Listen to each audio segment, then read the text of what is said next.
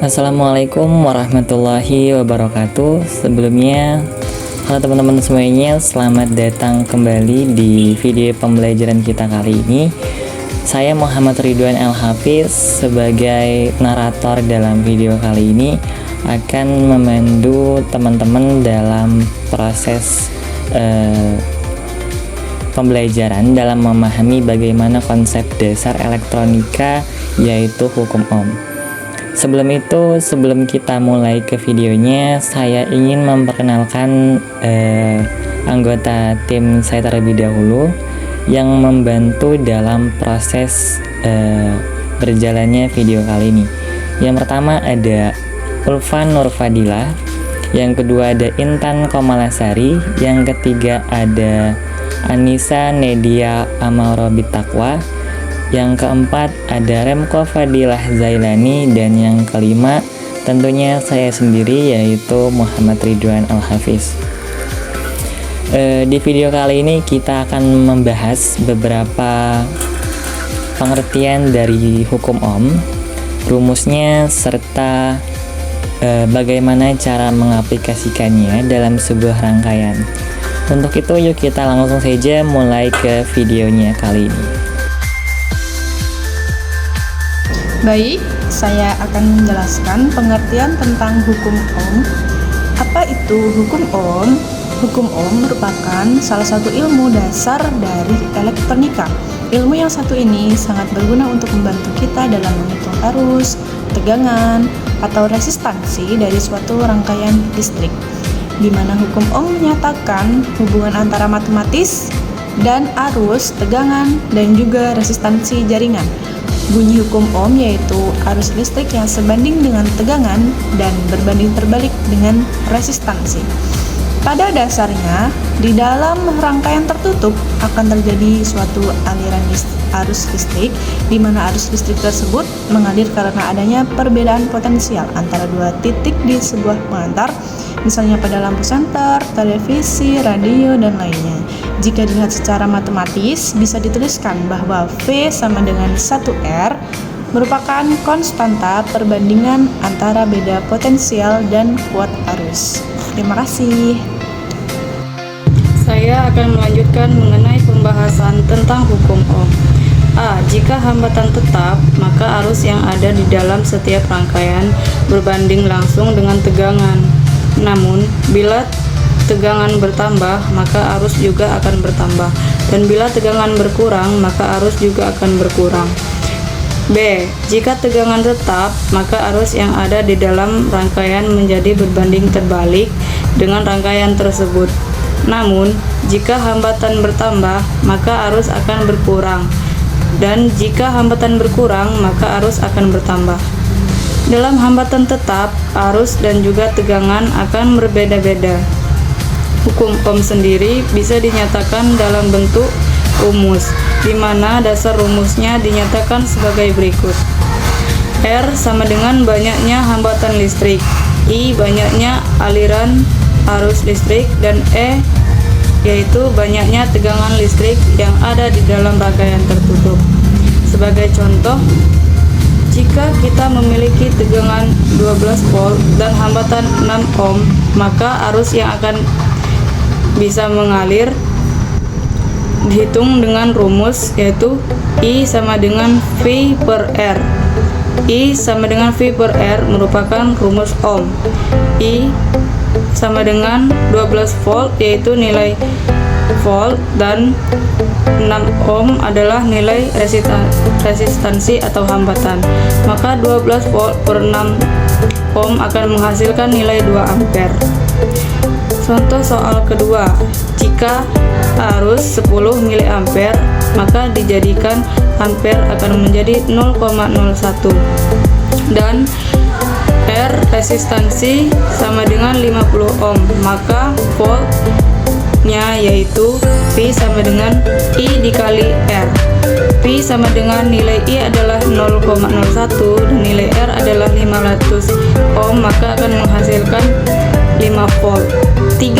Jika volt sama dengan 50 volt dan arus adalah 5 ampere, maka Resistansinya adalah dengan menggunakan rumus R sama dengan V per I dengan nilai V sama dengan 50 per nilai arus yaitu 5 ampere, maka R sama dengan 10 ohm. Baiklah, itulah rumus mengenai hukum ohm. Sekian, terima kasih. Baik, kalau tadi sebelumnya sudah dijelaskan bagaimana rumus dan perhitungan manual dari hukum ohm, kali ini saya akan mensimulasikan perhitungan manual dan membuktikannya dengan hasil pengukuran dari simulasi ini. Nah, misalkan kita terdapat sebuah rangkaian hukum ohm dengan hambatan sebesar 10.000 ohm dan tegangan sebesar 5 volt, maka berapakah arus yang dihasilkan?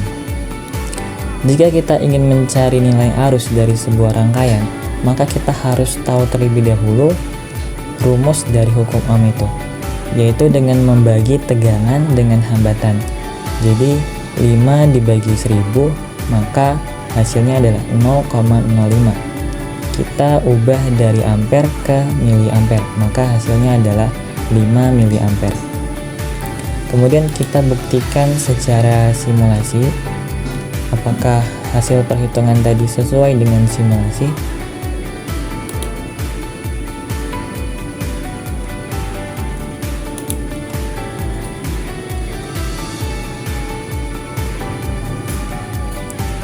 Hasil dari perhitungan tadi ternyata sesuai dengan simulasi yang kita buat. Jadi ternyata hasil perhitungan manual dan hasil pengukuran sesuai. Selanjutnya sebuah soal dengan sebuah rangkaian hukum ohm dengan tegangan sebesar 9 volt dan arus sebesar 9 miliampere, maka berapakah hambatan yang diperlukan? Nah, jika kita ingin mencari hambatannya, maka kita dapat menentukan hasil perhitungannya dengan membagi tegangan dengan arusnya. Namun sebelum itu, kita harus mengubah terlebih dahulu dari 9 volt menjadi 9.000 milivolt. Maka kita bisa membagi 9.000 dibagi 9, maka kita mendapatkan hasil perhitungannya sebesar 1000 atau 1K ohm. Selanjutnya kita buktikan secara simulasi digital apakah hasil pengukurannya sesuai dengan sebelumnya.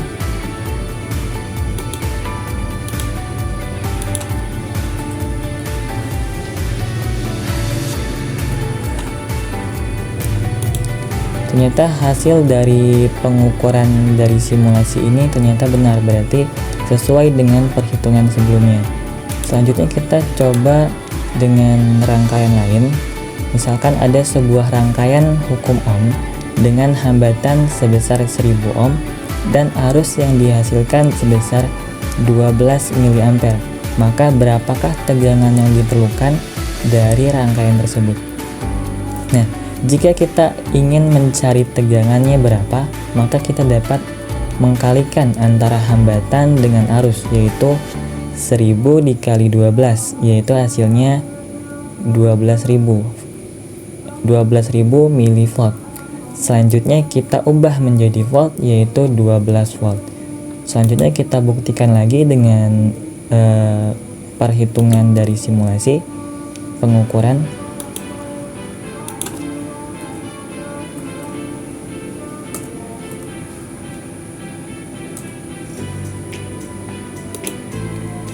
Hasil pengukuran dari simulasi ini sesuai dengan perhitungan sebelumnya, hanya selisih sekitar 0,1 mili.